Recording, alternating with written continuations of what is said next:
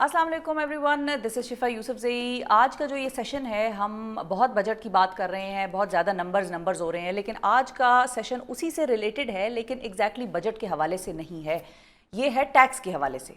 हम क्यों टैक्स नहीं देना चाहते, या हमारे यहाँ टैक्स देने का कल्चर क्यों नहीं है, और किस तरीके से ये टैक्स का नफाज या टैक्स का निज़ाम बेहतर किया जा सकता है। इस हवाले से हमने एक ऐसी शख्सियत को आज अपने इस सेशन में दावत दी है, and we are very kind कि उन्होंने हमें वक्त निकाल कर दिया अपने बिजी स्केजुअल से। कल एक बड़ी ज़बरदस्त कॉन्फ्रेंस भी हुई, उस कॉन्फ्रेंस में भी ये जो हैं मौजूद रहे, और ये चेयरमैन हैं ग्लोबल थिंक टैंक नेटवर्क के। और इससे पहले इन्होंने बड़ी अहम पोजीशंस पर पाकिस्तान में सर्व किया है। He was the former federal tax ombudsman, फिर डीजीआई भी रहे, आईजी सिंध रहे, आईजी बलूचिस्तान रहे। सो इन्होंने मल्टीपल जो एक हमारी सिविल सर्विसेज है या जो हमारी ब्यूरोक्रेसी है उसके मल्टीपल लेवल्स पे सर्व किया है। और ये बड़ी बखूबी वाकिफ़ हैं पाकिस्तान में जो भी निज़ाम के लूप होल्स हैं, या जिस भी वजह से निज़ाम जो है कमज़ोर है। और टैक्सेशन हमारा आज का ये मुद्दा है। इसी हवाले से हम गुफ्तगू करेंगे। हमारे साथ मौजूद हैं डॉक्टर शोएब सडल साहब। अस्सलाम वालेकुम डॉक्टर साहब। जी अस्सलाम वालेकुम। बहुत शुक्रिया सर, आपने वक्त निकाला। लोगों को सुन के ये सेगमेंट ज़रा बोरिंग सा लगेगा, लेकिन we'll try, both of us will try कि ये उनको बोरिंग ना लगे। टैक्सेशन एक ऐसी चीज़ है सर कि जो पाकिस्तान में कल्चर है नहीं देने का, और जब ज़्यादा हो जाता है तो भी हम चीखते हैं, जब कम होता है हम तो भी नहीं देते। अब लेट्स स्टार्ट सिंपल कि हमारे यहाँ एक मिडिल क्लास एम्प्लॉई ज़्यादा टैक्स देता है मिलियनियर बिलियनियर से। ऐसा क्यों है? वेल एक तो देखे ना, मिलियनियर बिलियनियर जो है वो दे नो कि they can get away with it.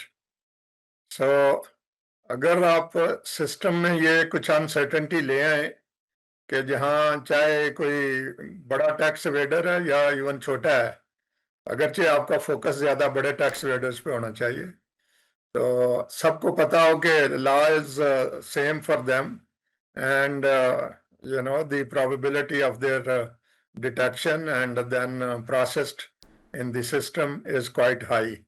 यहाँ तो आपको ये है कि you can get away with anything and everything.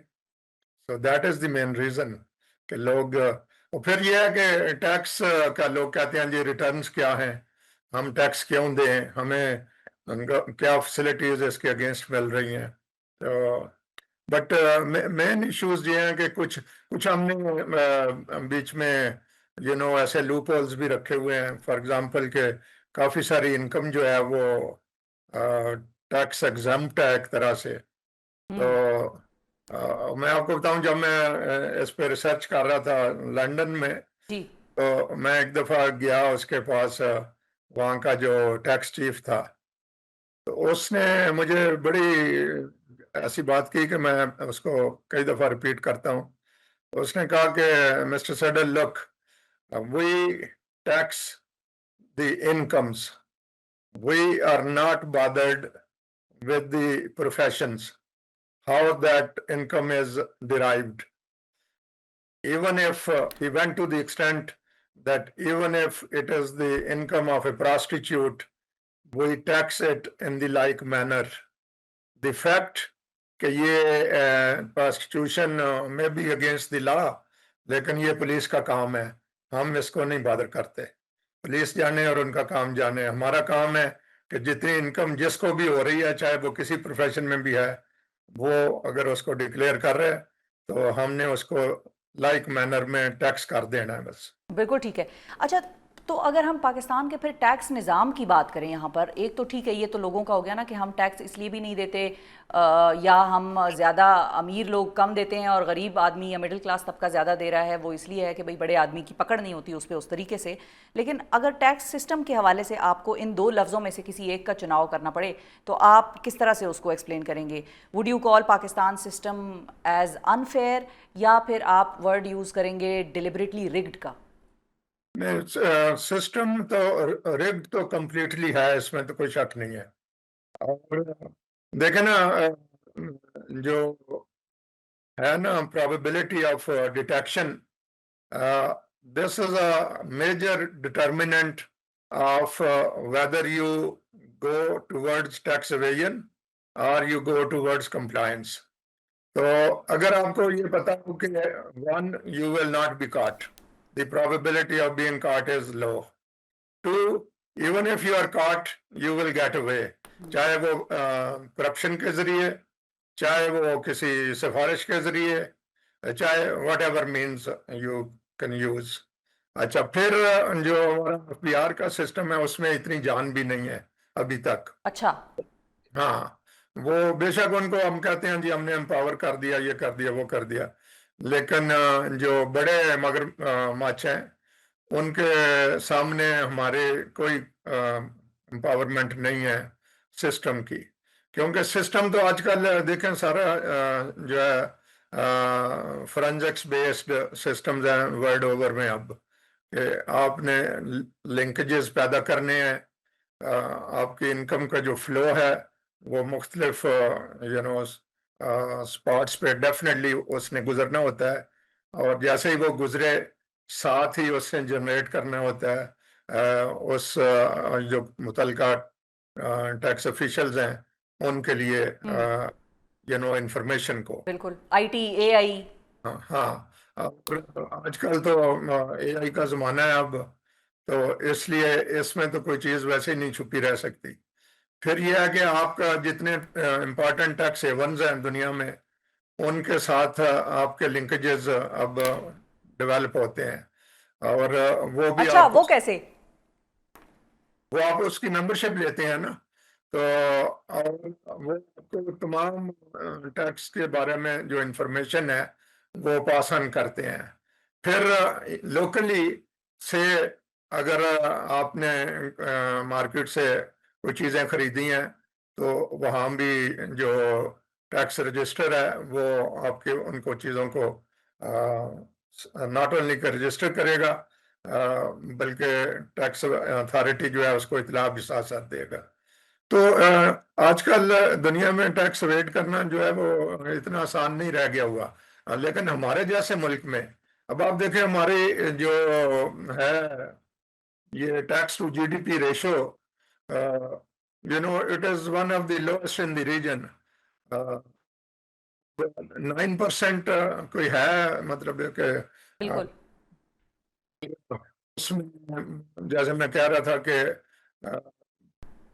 20% तो कंट्रीब्यूशन सिर्फ जो ये एग्रीकल्चर इनकम है इसकी है, लेकिन उस सेक्टर से हमें बहुत ही कम ना होने के बराबर टैक्स मिलता है अभी तक तो डॉक्टर साहब, इसलिए। अभी तक तो वो सेक्टर टैक्स था ही नहीं, टैक्स एग्जेम्पशन थी एग्रीकल्चर को।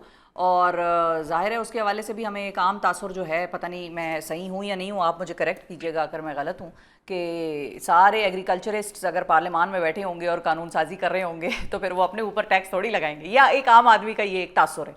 अच्छा, अब अगला जो नहीं सवाल है नहीं, मेरा।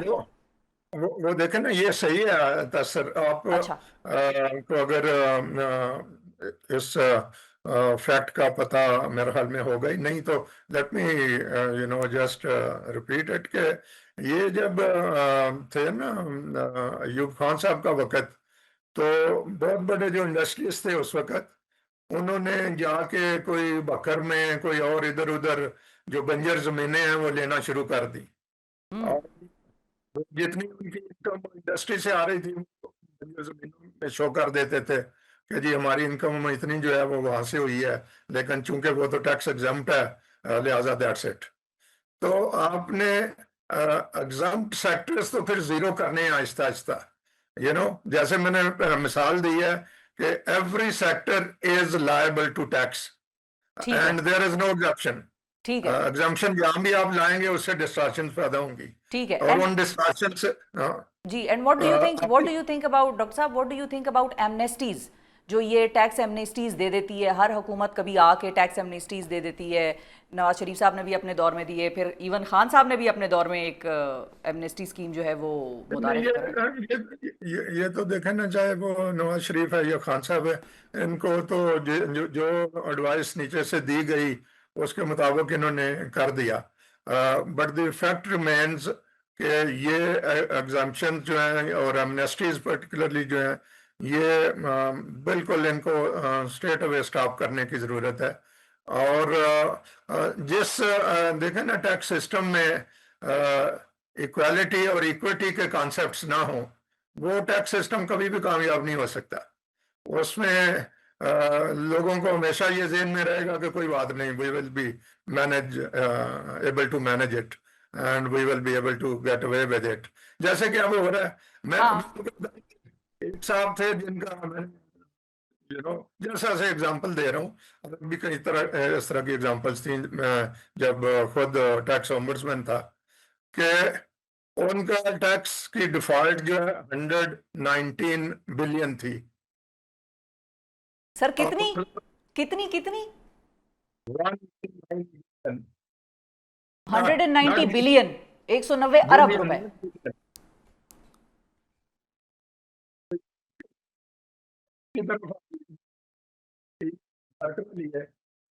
फाइनली जब मेरी आदत आप जनरली जिन लोगों को पता है, तो when I refuse to buckle in, तो उन्होंने फाइनली फिर ये सोचा कि भाई इसको यहाँ से ट्रांसफर ही कराया जाए।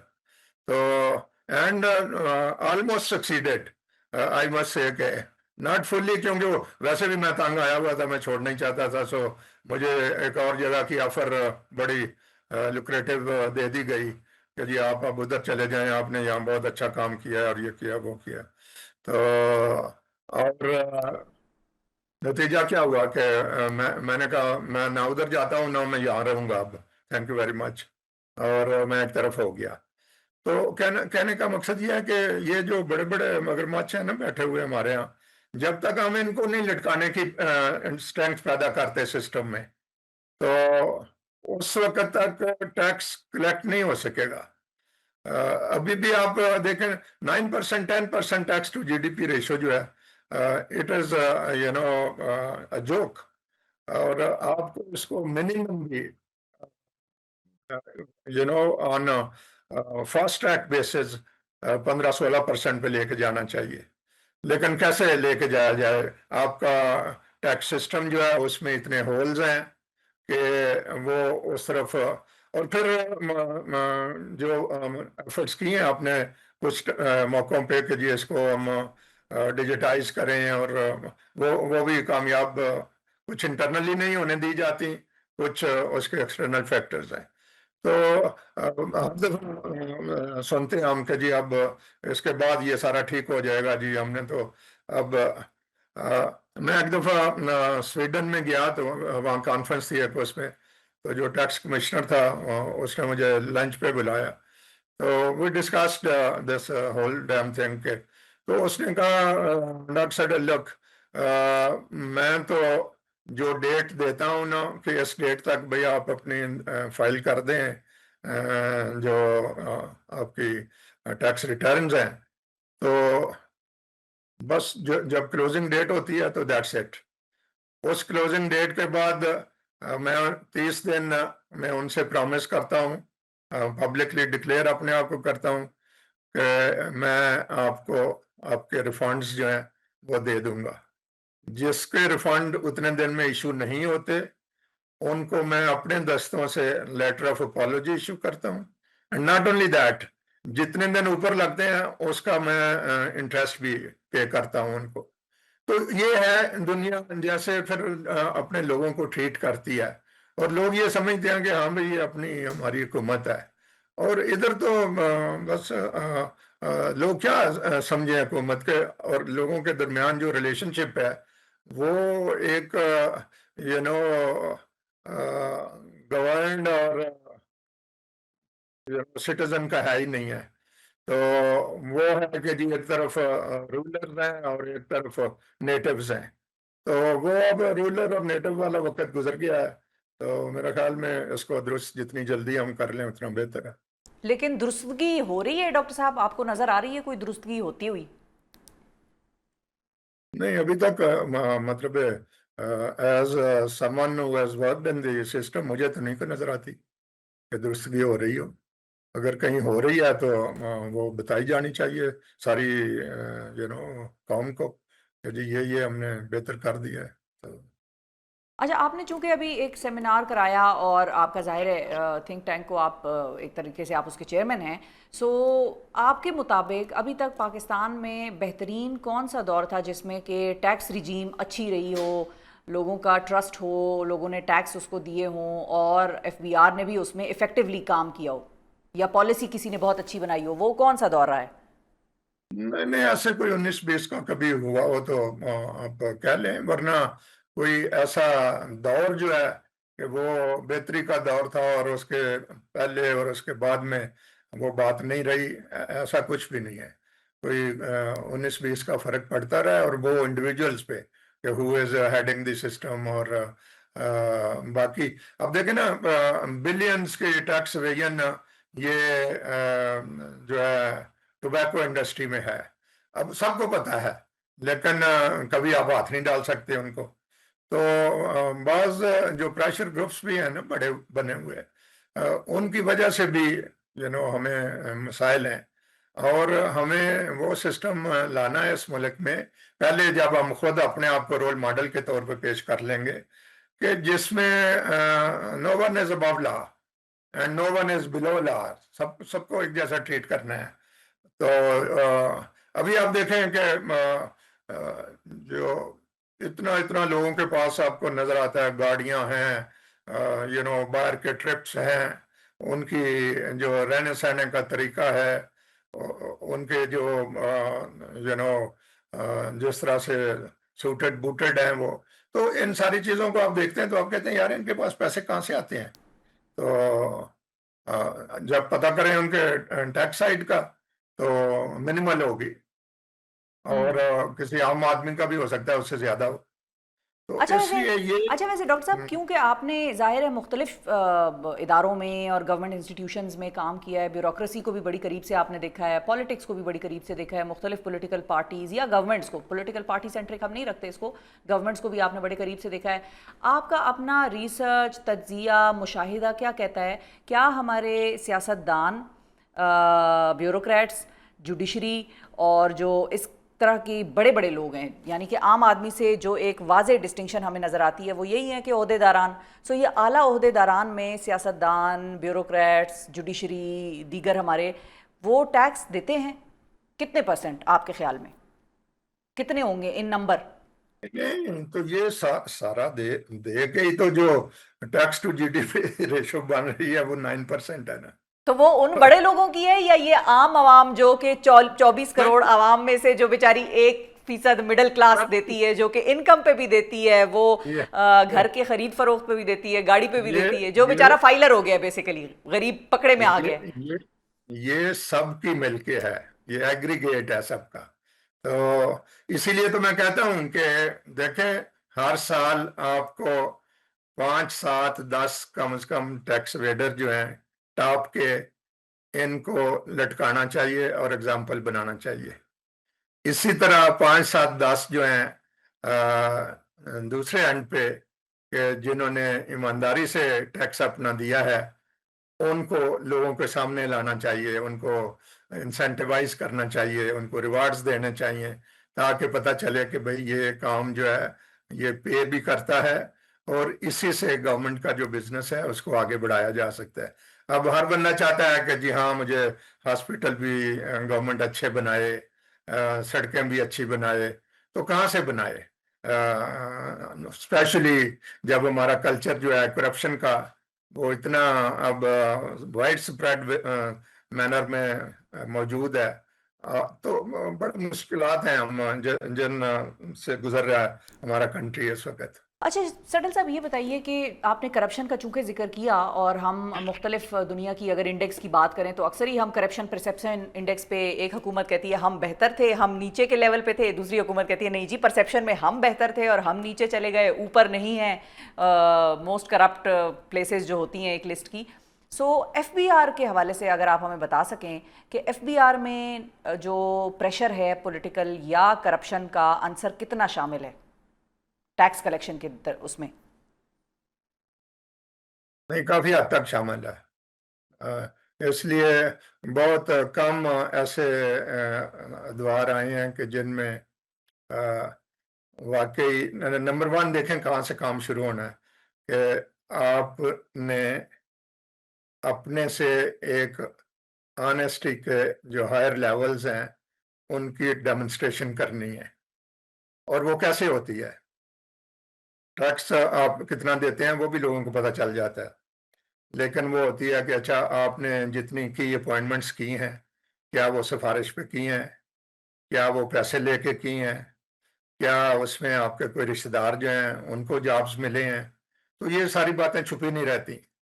अगर आपने इन चीज़ों पे अपना जो कन्वे कर दिया है पूरी कौम को कि लुक आई मीन बिजनेस, और आप मेहरबानी करो और मेरे हाथ जो है वो बटाओ, तो लोग काफी सारे आपको सपोर्ट करने को तैयार हो जाएंगे। जब वो कंट्रडिक्शंस देखते हैं कि आप कहते कुछ हैं यार करते कुछ हैं, यू नो, आपने कहा मैं ये कर दूंगा और हुआ उसके एग्जैक्टली ऑपोजिट, तो और हर वक्त झूठ भी चलता है, कभी ज्यादा चला कभी कम चला लेकिन अक्सर चलता है। तो ये हैं हमारे जो रीजंस हैं जिसकी वजह से लोग परेशान हैं, और लोग चाह रहे हैं कि भाई हमारे से ये दो नंबरी बंद करें आप लोग, और जो टैक्स हमारा बनता है वो ले लें हमसे। हमें भी इस बात का एहसास तो है कि हाँ भाई इस मुल्क ने चलना है, इसने पैसे ब्यूरोक्रेसी पे भी खर्च करने हैं, जो सर्विसेज प्रोवाइड होती हैं उन पे भी खर्च होने हैं, जो डिफेंस का इशू है उस पे भी खर्च होना है। तो लोग दे देंगे, आराम से देंगे जब उनको पता होगा कि हमें अब से सिक्योरिटी का इशू है जो ये जिसको पुलिस वगैरह ने संभाला हुआ है या क्रिमिनल जस्टिस सिस्टम के परव्यू में जो आते हैं, उसका देख लें क्या हाल है। उस पे आपके साथ मगर सडल साहब मैं रिक्वेस्ट करूंगी इसी सेशन में जो लोग ये सोच रहे हैं कि भाई शिफा डॉक्टर सडल से पुलिस के निजाम पे क्यों नहीं बात करी, उनको मैं आप उनके सामने आपको रिक्वेस्ट करूंगी कि उस पे आपके साथ एक सेशन अलग लगाएंगे। हाँ हाँ, बिल्कुल ठीक हो गया सर? पुलिस हाँ उस पुलिस पे। पुलिस पुलिस को जितना मैं मतलब क्रिटिकली देखता हूँ, बल्कि पूरे सिस्टम को मेरे ख्याल में और शायद कोई भी ना देखता हो, तो बिल्कुल करेंगे उस पर बात। बिल्कुल भाई उस ना, पे आपके साथ सेशन अलग लगाएंगे। अच्छा ये बताइए कि चूंकि आप फेडरल टैक्स ऑम्बड्समैन रहे हैं और वो भी एक बड़ी की पोजीशन है, आप पे कितना प्रेशर आया? वो तो एक कहानी तो आपने 190 120 बिलियन वाली बता दी, लेकिन आप पे कितनी मरतबा प्रेशर आया और आपको कितनी लुक्रेटिव ऑफर्स हुई, कोई हुई या नहीं? आपसे लोग डरते घबराते थे? नहीं नहीं, मैं इतनी तो मेरे साथ डायरेक्ट किसी की जरूरत नहीं हुई कि वो आके, लेकिन ये जरूर हुआ कि जो लोग जिनका ज्यादा हाथ पड़ता था, जिनके फ्लैट्स बाहर भी थे, जब उनको हाथ डाला गया तो दे स्लिप्ड, और और स्लिप कैसे किया उन्होंने? Because of their connections. क्योंकि अब देखें ना हमारी जो कोर्ट्स हैं वो टाल सकती हैं उतना ज्यादा, क्योंकि इन यू नो यूनिसन तो आप काम कर सकते हैं सारे, एक दूसरे को रीइंफोर्स कर रहे हो, लेकिन अगर आपका ख्याल ये है कि खाली पुलिस जो है वो बहुत कुछ कर लेगी तो बड़ा मुश्किल है। वो भी अपनी जान बचाते फिरते हैं। इसी तरह आगे प्रोसिक्यूशन में जाना है आपने, प्रोसिक्यूशन वाले भी कहते हैं भाई हमें अपने आप को मुसीबत में डालने की क्या जरूरत है, अदालत में जाएंगे वहां भी ऐसा ही है। तो ये तो सिस्टम एज ए होल जो है, इसको आपने जो इस वक्त टोटल डिस्कनेक्ट में है, इसको आपने इस काबिल बनाना है कि ये डिलीवर करे, और डिलीवरी की इसकी एफिशिएंसी और इफेक्टिवनेस जो है वो काफी ज्यादा इम्प्रूव करने की जरूरत है। तो डॉक्टर इस साहब वक्त हाँ, तो डॉक्टर साहब क्या ये रिफॉर्मेबल भी है फिर? ये तो पूरा निज़ाम ही है और सारे मतलब आपने तकरीबन, अगर हम पुलिस की बात करें, एफबीआर की बात करें, कोर्ट्स की बात करें, सो अगर ये सारे ही, या तो देखें दो वजूहात होती हैं। एक तो ये है कि करप्ट हैं, जो करप्ट है वो तो जाहिर है करप्ट को पकड़ेगा नहीं, और जो करप्ट नहीं है, शरीफ आदमी है, जो फेथफुली उस तरह से अपनी ड्यूटी भी करना चाहता है, लॉ अबाइडिंग भी है, और वो कहता है कि भाई करप्शन को पकड़ो, तो वो भी एक हद तक ही जाएगा, उसके बाद वो नहीं पकड़ सकेगा। जिस तरह आपने खुद कहा कि मैं इतना अपसेट हो गया कि मैंने कहा ना मैं इधर रहूँगा और ना मैं उधर रहूँगा और मैं जा रहा हूँ। तो आप जैसे अफसरान या दीगर जो अफसरान हैं, फिर तो उनकी जगह ही नहीं है इस सिस्टम में, ये कैसे रिफॉर्मेबल है फिर? नहीं नहीं, इसका मतलब ये नहीं है कि कुछ भी नहीं हो सकता। मतलब है हम एफर्ट शुरू तो करें ना, और जो लोग अच्छे हैं वो एक दूसरे को रीइंफोर्स करें। अब मैं अगर आपके सामने बैठ के तो लम्बा चौड़ा लेक्चर देता फिरूं और कई साहबान बैठे हुए मुझे देख रहे हो तो वो कहें देखें ये तो ऐसे झूठी बकवास करता जा रहा है। तो बात है कि लोगों को सब पता होता है कि आप क्या हैं, और गवर्नेंस का सिस्टम ही ये है कि वो ट्रांसपेरेंसी लाए हर एक के बारे में। तो जो झूठ बोलते हैं पब्लिकली उनको नंगा करें, पेश कराए उससे, तो ठीक हो जाएंगे हम। और कोई मसला तो नहीं नाजल होना। जब भी हमने ठीक होना है, हम में से किसी ने लीड करना है और लोगों ने उस लीडर को स्ट्रेंथन करना है, उसके हाथ मजबूत करने हैं, तो ठीक हो जाएगा। और बेसिक चीजें हैं कि आप सही लोगों को अपॉइंट करें, उनके स्ट्रेंथन करें उनको, और सिस्टम में एफिशिएंसीज लाएं। आजकल की टेक्नोलॉजी जो है ये तो अब पहले तो कभी होती नहीं थी ये, तो बड़े मसाइल होते थे। अब तो हमारे अब तो पास बड़ा ये बेहतरीन डॉक्टर साहब नादरा का सिस्टम है। एग्जैक्टली नादरा का सिस्टम जो है उसको ये जो है का होलसेल के सिस्टम्स उनके साथ और कोर्ट्स के सिस्टम्स के साथ, बिहार के सिस्टम के साथ कनेक्ट करने की जरूरत है, ताकि ये एक तरह से ऑनलाइन हो सारे सिस्टम जो है, और एक दूसरे को इंफॉर्मेशन पास ऑन कर रहे हो और स्ट्रेंथन कर रहे हो। अब आजकल चला हुआ है कि जी हाँ इनको एफबीआर को एसएचओ के इख्तियार देने हैं, वो ठीक है, दे के देख लें। मेरे ख्याल में बाद में शायद ये मेरी नज़र में तो ऐसे ही लगता है कि इसमें मुश्किलात आएंगी। बट द पॉइंट इज के यहाँ तो कौन नहीं चाहता कि मैं एसएचओ बन जाऊं। सबसे ताकतवर जॉब एसएचओ का ही है। क्यों ताकतवर है? बेसिकली वो है तो लॉ इन्फोर्समेंट ऑफिसर, लेकिन उसने लॉ फिर बंदा बंदा देख के इन्फोर्स करना है कि मेरी अपनी जान भी बचे भाई और मुझे कुछ मिल भी जाए इसमें से। तो ये इसकी कोई हिस्टोरिकल रीजंस भी हैं। जब अंग्रेज बहादुर ने इधर ये सिस्टम बनाया तो वो एक लंबी कहानी है, लेकिन उसमें उन्होंने बहुत सारी चीजें सोच समझ के की थी कि भाई अगर हमने, क्योंकि म्यूटनी के कॉन्टेक्स्ट में ये सिस्टम बना था हमारे यहाँ जो है पुलिसिंग का और जुडिशरी का और बाकी सारे, तो दे वर वेरी श्योर कि जो सिस्टम हम पीछे चला रहे हैं वो इधर चलना नहीं है। फॉर एग्जांपल कि ये, और ये मैं उधर जब लंदन था तो इंडिया ऑफिस लाइब्रेरी में मैंने ये पिछले रिकॉर्ड्स देखे कि एक जगह डिबेट हुआ था कि भाई इनकी पुलिस वालों की तनख्वाहें जो हैं वो वही रखें जो हमने इंग्लैंड में रखी हुई हैं। तो बड़ी बहस के बाद नतीजा ये निकला कि नो, हम यहाँ इनकी तनख्वाह मिनिमम रखना चाहते हैं ताकि ये अपने लोगों से पैसे एक्सट्रैक्ट कर सकें।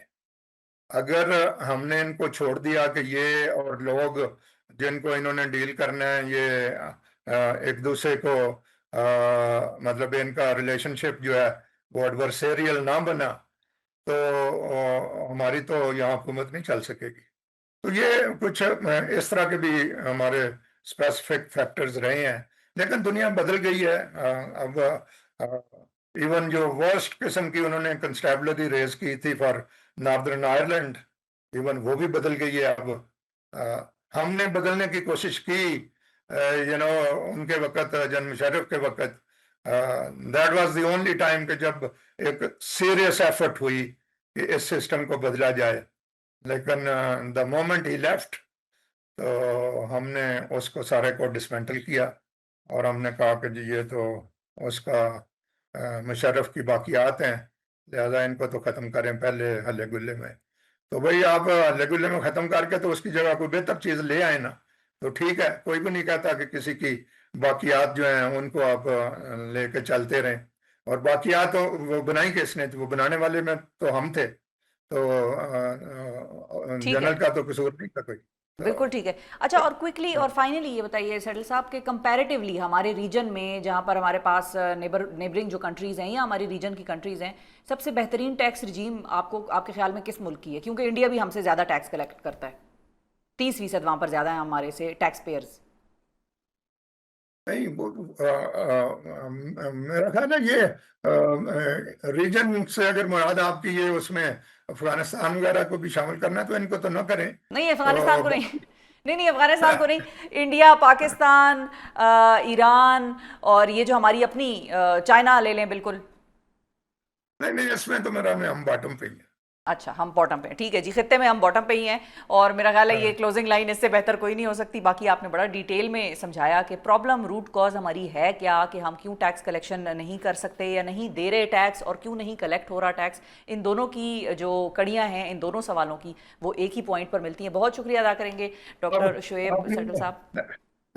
आपने चाइना की बात की है। चाइना में टैक्स वेड जो है ना उसको शूट कर देते हैं।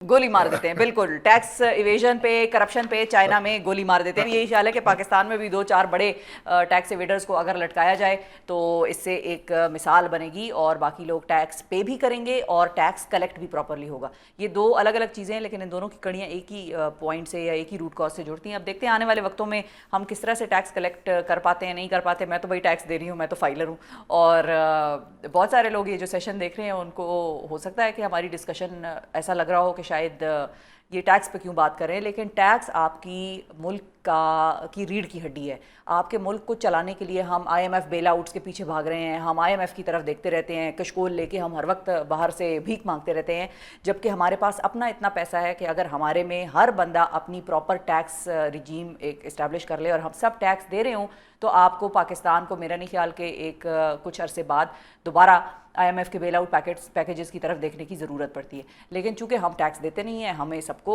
टैक्स चोरी की एक ऐसी लत पड़ गई है कि हम कहते हैं भाई हमारा पैसा क्यों ज़ाया हो। और ये भी मैं आपको बता दूं कि अभी कुछ अर्सा पहले बड़ी ईद गुजरी ना नाजरीन, तो जब बड़ी ईद गुजरी तो बड़ी ईद में क्या होता है, मंडी मवेशी लगती है, जाहिर है सब लोगों ने कुर्बानी करनी है, सब लोग कुर्बानी करते हैं, तो गोश्त की हो जाती है वाफिर मिकदार। अगर वो कुर्बान और चूंकि अदरवाइज़ आम दिनों में उस तरह से गोश्त की कुर्बानी नहीं हो रही होती है, मतलब सब घरों में अपने अपने लिए तो कर रहे होते हैं, लेकिन वो जो एक फीलिंग है कि हमने शेयर करना है, उस दिन गोश्त को शेयर करना है, हमने बांटना है। इस्लाम जो हमें सिखाता है कि भाई हमने उसका जो कुर्बानी के इतने हिस्से हैं उनमें से इतना हिस्सा हमने बांट देना है, तो वो क्या करता है, वो तलब पूरी करता है जो आम तौर पर लोग गोश्त नहीं खा सकते, उसको कंज्यूम नहीं कर सकते, वो उस दिन गोश्त खाते हैं। और उस दिन पाकिस्तान या पूरी दुनिया में जहाँ पर भी मुसलमान रहते हैं वहाँ पर गोश्त की एक वाफिर मिकदार होती है, और आखिर में हम इतना वो हो जाते हैं कि हम कहते हैं अब गोश्त ना पकाना, गोश्त ना हो।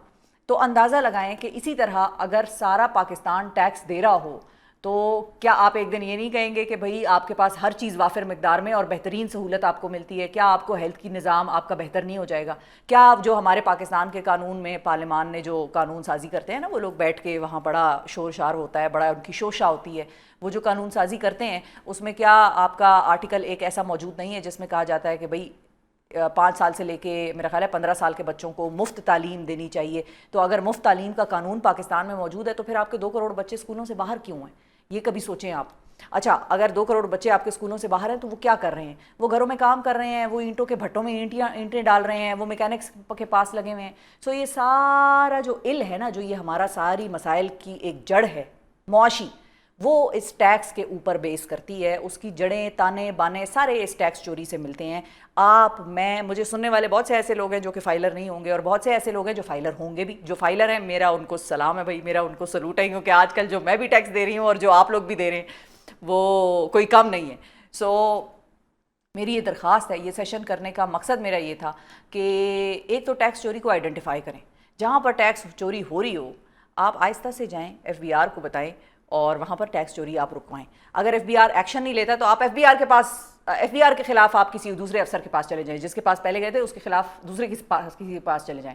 दूसरी चीज़ ये है कि टैक्स के हवाले से अपने बच्चों को भी बताएं, आने वाली जनरेशन्स को भी बताएं। बहुत सारे ममालिक में हम यहाँ से लोग माइग्रेट कर करके जा रहे हैं, मुल्क जलावतनी जो है वो अपना रहे हैं और कहते हैं भाई पाकिस्तान से जाना है। तो पाकिस्तान से जाने के लिए बेहतरीन चीज़ें हम क्या देखते हैं, आइडेंटिफाई करते हैं? बेहतरीन एजुकेशन बाहर के ममालिक में, बेहतरीन हेल्थ का निज़ाम बाहर के ममालिक में। वो कहाँ से आता है? वो लोग टैक्स देते हैं, वो हमारी तरह टैक्स की चोरी नहीं करते। अगर वहाँ पर भी अगर अमेरिका में टैक्स की चोरी शुरू हो जाए, या बरतानिया में, या नॉर्वे, स्वीडन, ये जो स्कैंडिनेवियन कंट्रीज़ हैं जिनके हवाले से हम कहते हैं कि हैप्पीएस्ट इंडेक्स जो हैं उन पे, या हैप्पी जो नेशंस हैं उनमें फ़लाँ मुल्क का बंदा है, फ़लाँ मुल्क की नेशन है, तो वो क्यों हैं? उनके पास वो सेटिस्फैक्शन है दुनिया की कि भाई हमारे पास परेशान होने की ज़रूरत नहीं है। वहाँ पे बुज़ुर्ग 90-90 साल के, 120 साल के लोग अकेले रह रहे होते हैं, उनको ये टेंशन नहीं होती कि भाई क्या होगा हमारा। उनको ये पता है सीनियर सिटीजन्स के कवानीन हैं, ट्रांसपोर्ट उनकी फ्री है। सो हर चीज़ तो वो आपको देते हैं अगर आप टैक्स देते हैं तो।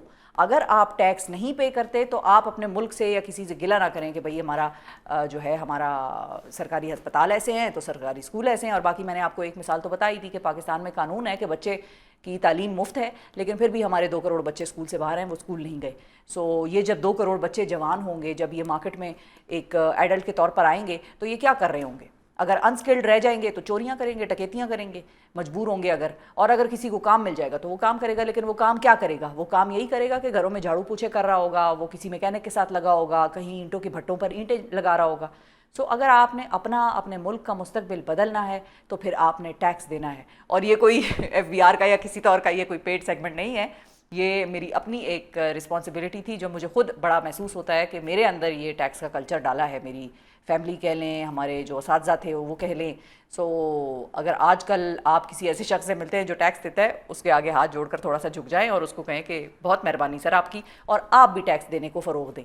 तो आज के इस सेशन से मुझे दीजिए इजाज़त। आई होप कि किसी की कोई मैंने घंटी जो है, बल्ब जो है वो माइंड में बत्ती ऑन कर दी होगी, लेकिन किसी एक की भी हो जाए तो बहुत बड़ी बात है। इस वीडियो को अगर आपको पसंद आई है तो आप इसको लाइक करें, शेयर करें मेरा ये व्लॉग, और इसको आप सब्सक्राइब करें।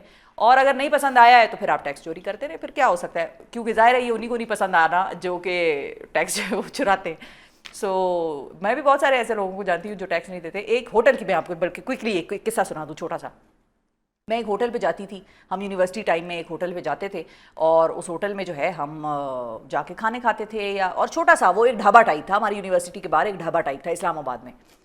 वो ढाबा जो था वो देखते ही उसने इतनी तरक्की की कि उसने बाकायदा वहाँ पर 3 स्टोरी अपना रेस्टोरेंट बना लिया। फैमिली एरिया अलग, मर्दों का जेंट्स का एरिया अलग, पार्किंग उसकी अलग, साथ ही उसने ग्रोसरी स्टोर बना लिया, साथ ही उसने मिल्क शॉप बना ली, बड़ी उसने तरक्की कर ली। उसमें जब अब मैं उसके पास सीख कबाब खाने गई ना, तो उसने मुझे दी कच्ची रसीद। जब उसने मुझे कच्ची रसीद दी तो मुझे तो मेरी बत्ती जल गई दिमाग में, और मुझे समझ आ गई कि ये टैक्स चुरा रहा है, ये टैक्स नहीं देता। मैंने FBR की बंदे को मैसेज किया और मैंने उनको बताया कि भाई ये टैक्स नहीं दे रहे।